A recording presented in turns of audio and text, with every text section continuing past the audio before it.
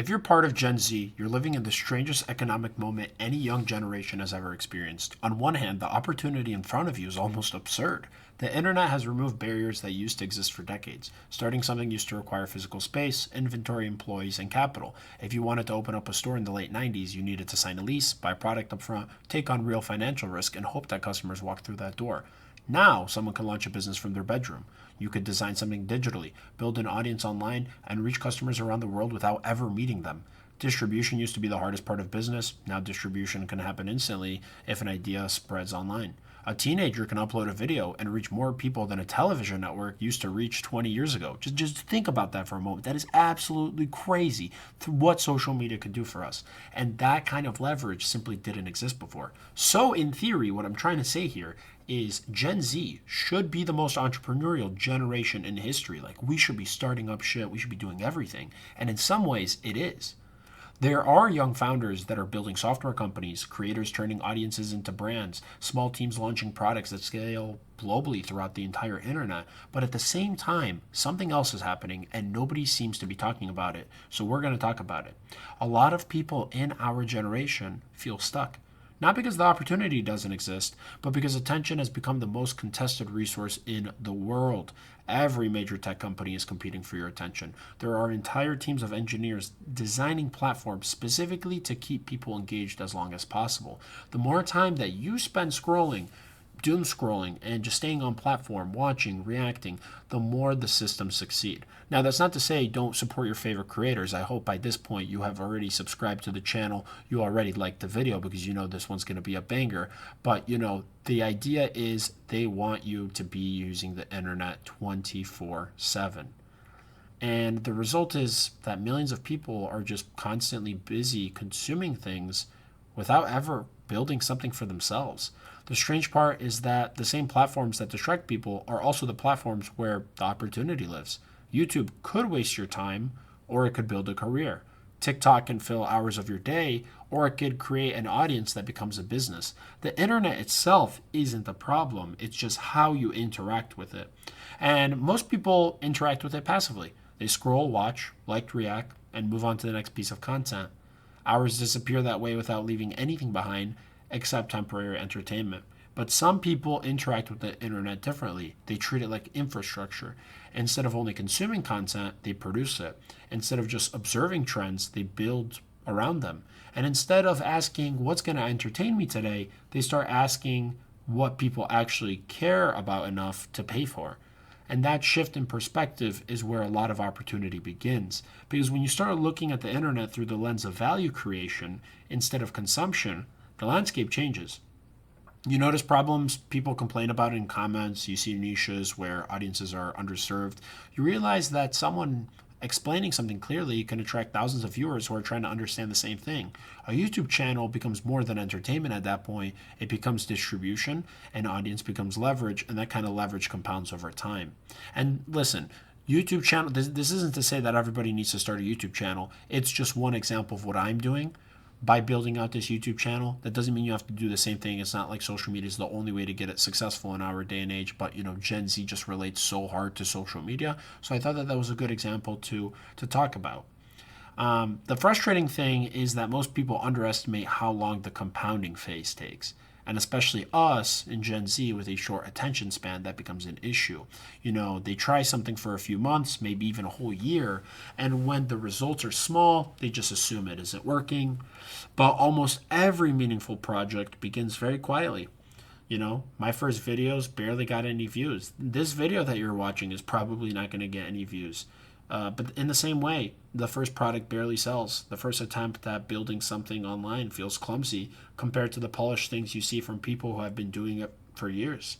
And that gap, I think, discourages a lot of people really early on. But the gap exists because you're seeing someone else's 5 year while you're comparing it to your week 2, So you need to be looking at it from that lens too. Basically, what I'm trying to say is social media amplifies that comparison constantly because you're always comparing.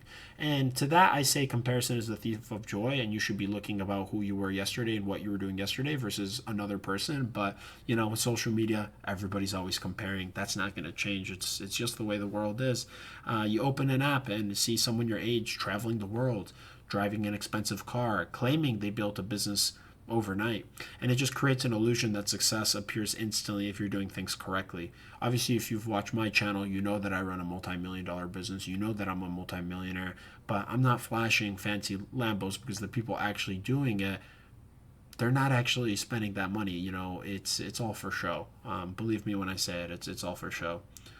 And in reality, most of those stories just leave out the timeline. The people that actually do achieve success and drive supercars, there's no hate to anyone driving a supercar, but the people who actually made it, it was years of hard work and behind the scenes grind that you and I will never see.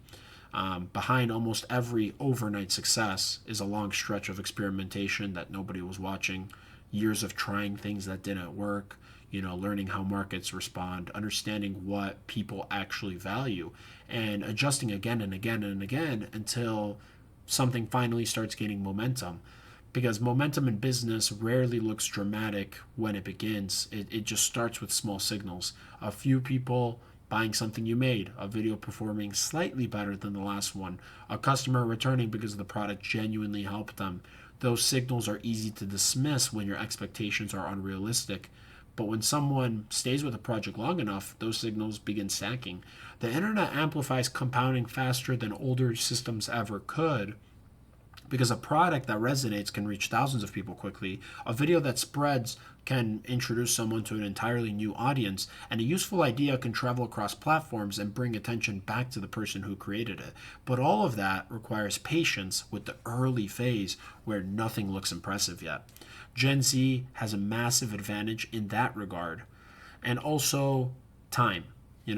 Someone starting at 20 years old has an entire decade to experiment before they reach their 30s. 10 years of building something consistently online can produce outcomes that are hard to imagine at the beginning, but that advantage only matters if it's used, because time can compound effort or it could compound distraction, and the difference between those two outcomes often comes down to small daily decisions about attention. Are you spending your time primarily watching what other people are building, or do you slowly start building something yourself? And what do I mean by that?